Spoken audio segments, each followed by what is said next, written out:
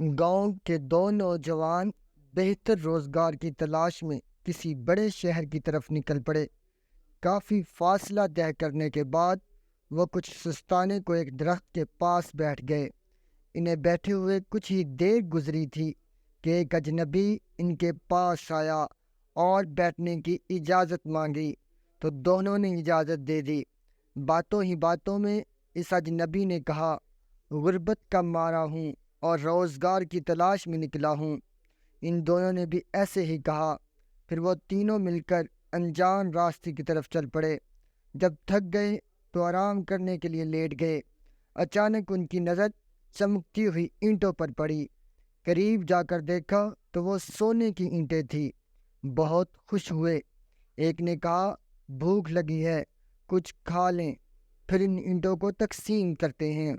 اجنبی بولا، میں جا کر کھانا لے آتا ہوں۔ یہ کہہ کر چل پڑا۔ اس کے جانے کے بعد دونوں کی نیت میں کھوٹ آ گیا۔ انہوں نے سوچا، ان پر صرف ہمارا حق ہے، ایسا کرتے ہیں، اسے مار ڈالتے ہیں، نہ رہے گا بانس نہ بجے گی بانسری۔ دونوں اس بات پر متفق ہو گئے اور اس کا انتظار کرنے لگے۔ ادھر وہ اجنبی جنگل سے نکل کر ایک قصبے میں گیا اور وہاں سے کھانا لیا۔ اسی دوران اس کے ذہن میں خیال آیا، اگر اس کھانے میں زہر ملا کر دونوں کو مار ڈالوں تو وہ سونے کی اینٹیں صرف میرے اکیلے کی ہو جائیں گی، جنہیں بیچ کر سکون سے زندگی گزاروں گا۔ یہ سوچ کر اس نے کھانے میں زہر ملا دیا۔ اجنبی کھانا لے کر جو ان نوجوانوں کے پاس پہنچا تو انہوں نے اس کا گلا دبا کر مار دیا۔ پھر بھوک سے بے حال دونوں نوجوانوں نے جلدی جلدی کھانا کھایا۔